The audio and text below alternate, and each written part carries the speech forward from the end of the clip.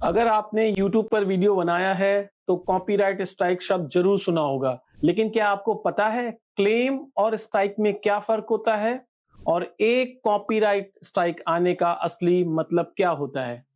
अब YouTube पर दो चीजें होती हैं। कॉपीराइट क्लेम ये तब आता है जब कोई कहता है कि आपने उसके कंटेंट का कोई हिस्सा अपने वीडियो में इस्तेमाल किया है। इसमें आपका वीडियो डिलीट नहीं होता है, लेकिन पैसे कमाने यानी मोनेटाइजेशन का हक असली मालिक को मिल जाता है, यानी मोनेटाइजेशन उस मालिक को चला जाता है। और दूसरा कॉपीराइट स्ट्राइक, ये सबसे ज्यादा गंभीर होता है। इसमें वीडियो को YouTube खुद हटा देता है और आपके चैनल पर एक वार्निंग या स्ट्राइक लग जाती है। 3 स्ट्राइक के बाद आपका चैनल हमेशा के लिए बंद भी हो सकता है।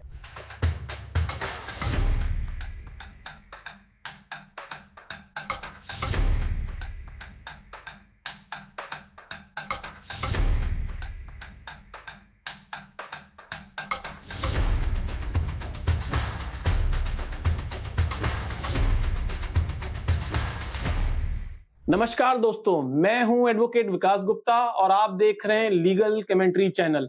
आज हम बात करेंगे कॉपीराइट स्ट्राइक के बारे में और ये क्यों आपके चैनल के लिए खतरनाक साबित हो सकता है। दोस्तों, इस वीडियो को कानून की नजर से देखें, ना ही किसी यूट्यूबर या कॉपीराइट मालिक की नजर से। तो चलिए सबसे पहले जानते हैं कॉपीराइट का मामला किस कानून में आता है। किसी देश में कॉपीराइट को वहां के आईपी कानून से देखा जाता है। भारत में ये द कॉपीराइट एक्ट 1957 से लागू होता है। याद रखें, यूट्यूब और गूगल पॉलिसी भी लागू होती है, लेकिन ध्यान रखें गूगल की पॉलिसी पूरी तरह उस देश के कानून पर ही टिकी होती है, यानी कि कॉपीराइट एक्ट 1957 ही डिसाइड करेगा कि कौन सा मैटर कॉपीराइट इंफ्रिंजमेंट कर रहा है या नहीं कर रहा है। तो सबसे पहले समझते हैं देश का कानून क्या कहता है। अगर ये समझ में आ गया तो सब कुछ समझ में आ गया। कॉपीराइट का मतलब है किसी व्यक्ति का विशेष एकाधिकार, यानी द एक्सक्लूसिव राइट। आपका उस कंटेंट पर एकाधिकार है, एक्सक्लूसिव राइट है जो आपने बनाया है। कॉपीराइट क्रिएटिव चीजों पे लगता है, जैसे गाना, वीडियो, फिल्म, किताब, कोई आर्ट वर्क। तो जिस किसी ने उसे बनाया है उस कंटेंट पर उसका कानूनी हक होता है। कोई दूसरा अगर उसे बिना इजाजत के इस्तेमाल करे तो वो कॉपीराइट इंफ्रिंजमेंट माना जाता है। दोस्तों, एक वर्ड ऑथर आपने सुना होगा। तो किसी भी फिल्म का प्रोड्यूसर ऑथर माना जाता है और उसके पास उस कंटेंट के सोल राइट होते हैं। दोस्तों याद रखें, यहां पर हमारा सारा डिस्कशन YouTube से रिलेटेड कंटेंट पे होने वाला है। दोस्तों एक बात और याद रखें, किसी भी कंटेंट में परफॉर्मेंस का भी राइट होता है, यानी कि उस वीडियो में, उस गाने में जो परफॉर्म करता है उसका भी उस कंटेंट पे राइट होता है और वो 50 साल तक का राइट होता है। दोस्तों ये राइट जो ऑथर होता है वो रिलिंक्विश कर सकता है, यानी कि उस कंटेंट का ऑथर उस राइट को छोड़ सकता है, फिर वो पब्लिक राइट हो जाता है। फिर कोई भी पब्लिक उसको यूज कर सकती है और कॉपीराइट इंफ्रिंजमेंट नहीं आएगा। पर ओनर ऑफ द कंटेंट के पास ये राइट है उस कंटेंट को फ्री कर दे। दोस्तों एक सवाल आता है, कॉपीराइट कब तक एप्लीकेबल होता है। जैसे कि मैंने आपको बताया, हम यहाँ पे YouTube के कंटेंट की बात कर रहे हैं, तो YouTube पे ज्यादातर मूवी का कंटेंट यूज होता है और विजुअल कंटेंट यूज होता है। तो ये कंटेंट का राइट ओनर के पास 60 साल तक होता है, यानी कोई भी ओनर की बिना परमिशन के 60 साल तक उस कंटेंट को यूज नहीं कर सकता है। पर अगर कोई फिल्म, मूवी, कोई न्यूज अगर 60 साल पुरानी है तो आप उसको यूज कर सकते हैं और आपके ऊपर इंफ्रिंजमेंट नहीं लगेगा। जो कंटेंट का ऑनर है वो उस कंटेंट को लाइसेंस भी कर सकता है, यानी कि आप ऑनर से उस कंटेंट के लाइसेंसिंग राइट ले सकते हैं और फिर उस कंटेंट को फ्रीली एज पर एग्रीमेंट अपनी रिसर्च में, अपने प्रोडक्ट में, अपनी स्टडी में, अपने कंटेंट क्रिएशन में यूज कर सकते हैं। तो याद रखें, विदाउट ऑनर के आप उस कंटेंट को यूज नहीं कर सकते हैं और विदाउट परमिशन यूजेज ही इंफ्रिंजमेंट कहलाता है, यानी उस पे कॉपीराइट स्ट्राइक आ सकता है। अब दोस्तों समझते हैं कॉपीराइट इंफ्रिंजमेंट क्या होता है। तो कोई भी कंटेंट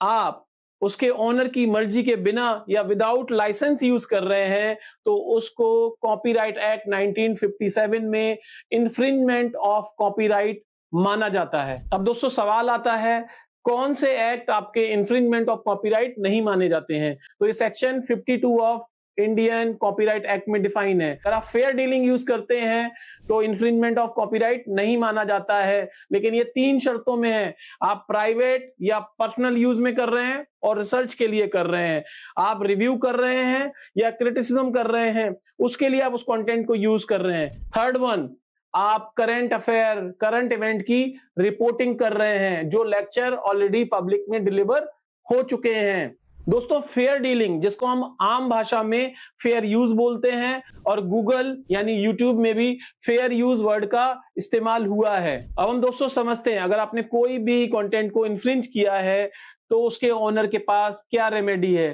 तो ओनर सिविल रेमेडी ले सकता है, इंजंक्शन यानी आपको रोक सकता है, डैमेजेस मांग सकता है, आपके कंटेंट को हटवा सकता है। तो ये सिविल रेमेडीज हैं। दोस्तों, किसी कंटेंट को उसके ओनर यानी मालिक की मर्जी के बिना या विदाउट लाइसेंस यूज करना क्रिमिनल ऑफेंस है। जी हाँ, आपने बिल्कुल सही सुना।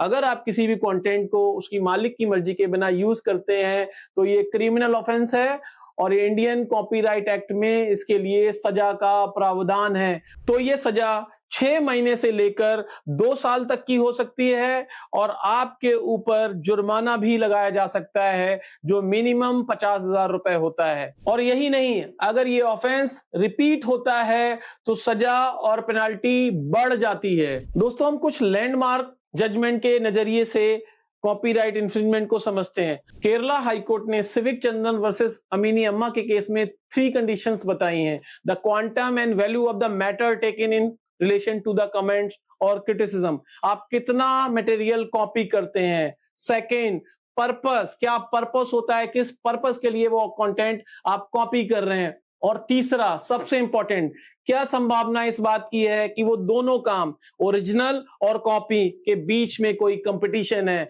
यानी कॉपीड मैटर जो है ओरिजिनल कंटेंट का बिजनेस खा रहा है। दोस्तों, जैसे कि यूट्यूब और गूगल यूएस की कंपनी है, तो हम लोग यूएस ज्यूरिस्प्रूडेंस की बात करते हैं, यूएस लॉ की बात करते हैं।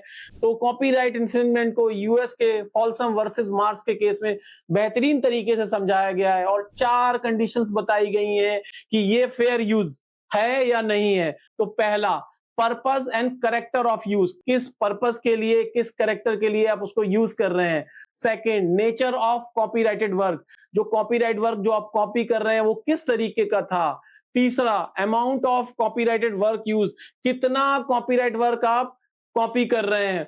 और चौथा, उसका मार्केट पे क्या इफेक्ट है, आप किस पर्पस के लिए वो मटेरियल कॉपी कर रहे हैं। इस केस में यह भी बताया गया है, जज उस मटेरियल को कॉपीराइट इन्फ्रिंजमेंट नहीं मानेगा जब मटेरियल नॉन कॉमर्शियल के लिए, एकेडमिक के लिए, साइंटिफिक या हिस्टोरिकल रिसर्च के लिए यूज करा गया है, तो ये फेयर यूज के अंतर्गत आएगा, अदरवाइज नहीं आएगा। और हाँ, गूगल और यूट्यूब की फेयर यूज पॉलिसी का आधार यही जजमेंट है। दोस्तों, एक और judgment, Shemaroo versus news nation, Bombay high court ने कहा 1 मिनट का अनऑथराइज यूज भी फेयर यूज नहीं है अगर आपका कोई कॉमर्शियल मोटिव है। तो दोस्तों, आजकल जो यूट्यूब पे कॉपीराइट इन्फ्रिंजमेंट को लेके, वीडियो स्ट्राइक लेके हंगामा मचा हुआ है, आपको समझने की जरूरत है।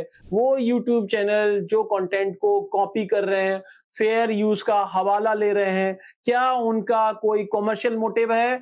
अगर उनके चैनल मोनेटाइज हो रखे हैं और कॉमर्शियल मोटिव है, तो यहाँ पे दोस्तों थोड़ी सावधान होने की बात है। आप फेयर यूज का हवाला नहीं ले सकते हैं, फेयर डीलिंग का आपको सहारा मिलने के चांसेस बहुत ही कम है। दोस्तों, सारेगामा वर्सेस अल्केश गुप्ता में कलकत्ता हाईकोर्ट ने बताया, कॉपीराइटेड कंटेंट का स्ट्रीमिंग, डाउनलोडिंग और मोनेटाइजेशन फेयर यूज नहीं माना जाएगा। दोस्तों, ये बहुत ही कॉम्प्लेक्स मामला है, किसी को एक्सट्रॉनिस्ट बोलना कितना ठीक है ये आप खुद समझें। और वैसे भी एएनआई एक बिजनेस रन कर रहा है जो कि न्यूज प्रोवाइड करने का है, और एक प्राइवेट लिमिटेड कंपनी है जो 1971 में इनकॉर्पोरेट हुई है। इस कंपनी का पूरा बिजनेस ही न्यूज क्लिप बेचना, न्यूज को बेचना, वीडियो रिकॉर्डिंग्स को बेचना है। सब्सक्रिप्शन बेस्ड मॉडल है, क्लिप बेस्ड मॉडल है, तो उनका पूरा बिजनेस उस रिकॉर्डिंग पर ही डिपेंड करता है। वैसे भी बहुत सारी न्यूज एजेंसियां इंडिया में, जैसे press trust of India, United news of India और कई सारी विदेशी कंपनियां भी इंडिया में काम करती हैं, जैसे रॉयटर्स। दोस्तों, कुछ इंपॉर्टेंट क्वेश्चंस होते हैं जो बहुत सारे लोग पूछते हैं कि अगर मैं अपने कंटेंट में उस मटेरियल के ऑनर को क्रेडिट दे रहा हूं, उसके बारे में बता रहा हूं, तो क्या मैं फेयर यूज से प्रोटेक्ट हूं? तो इसका जवाब है, इसका कोई रेलेवेंस नहीं है। दोस्तों, एक और सवाल है, अगर मैं अपने वीडियो में एक डिस्क्लेमर लगा देता हूं कि ये कंटेंट मैंने कहां से लिया है और इसको एजुकेशनल पर्पस यूज कर रहा हूं, तो क्या मेरा कंटेंट कॉपीराइट इन्फ्रिंजमेंट के एक्शन में नहीं आएगा? दोस्तों, इसका कोई रेलेवेंस नहीं है। अगर मैं लिख रहा हूं कि I am using the content for entertainment और नॉन प्रॉफिट यूजेस, तो क्या होगा? कोर्ट केयरफुली रिव्यू करेगा आपके पर्पस को। दोस्तों, वीडियो के हम इस पार्ट में डिस्कस करेंगे स्ट्राइक आने पे क्या करें। अगर आपको कॉपीराइट स्ट्राइक मिला है तो घबराइए मत, आपके पास कुछ विकल्प हैं। पहला, आप काउंटर नोटिफिकेशन भेज सकते हैं। अगर आपको लगता है आपने कोई गलती नहीं की है या आपका इस्तेमाल फेयर यूज के अंतर्गत आता है। सेकंड, कंटेंट ओनर से संपर्क करें। आप उस व्यक्ति से रिक्वेस्ट कर सकते हैं कि वह अपना स्ट्राइक वापस ले ले। तीसरा, आप कंटेंट के ओनर से उस कंटेंट की ओनरशिप का या लाइसेंस ले सकते हैं और फिर आप उसको यूज कर सकते हैं। दोस्तों, दूसरा पार्ट है कॉपीराइट से कैसे बचें। अब सबसे जरूरी बात, कॉपीराइट स्ट्राइक से बचने के लिए क्या करें? किसी और का गाना, वीडियो या फोटो बिना लाइसेंस के यूज ना करें। फ्री या क्रिएटिव कॉमन्स लाइसेंस कंटेंट का इस्तेमाल करें। खुद का कंटेंट बनाएं। ओरिजिनल होना सबसे सेफ तरीका है। और अगर आपने किसी और की वीडियो से कुछ क्लिप ली है तो जांच लें कि वो कॉपीराइट फ्री है या नहीं है। तो दोस्तों, याद रखें, इन्फ्रिंजमेंट से बचने का सबसे अच्छा तरीका ओरिजिनल कंटेंट बनाएं और अगर किसी का कंटेंट यूज कर रहे हैं तो उससे परमिशन लेना ना भूलें। हो सके तो लाइसेंस भी आप ले सकते हैं। दोस्तों, हमारा काम है आपको लॉ की सही और सटीक जानकारी देना बिना किसी का पक्ष लिए। नमस्कार।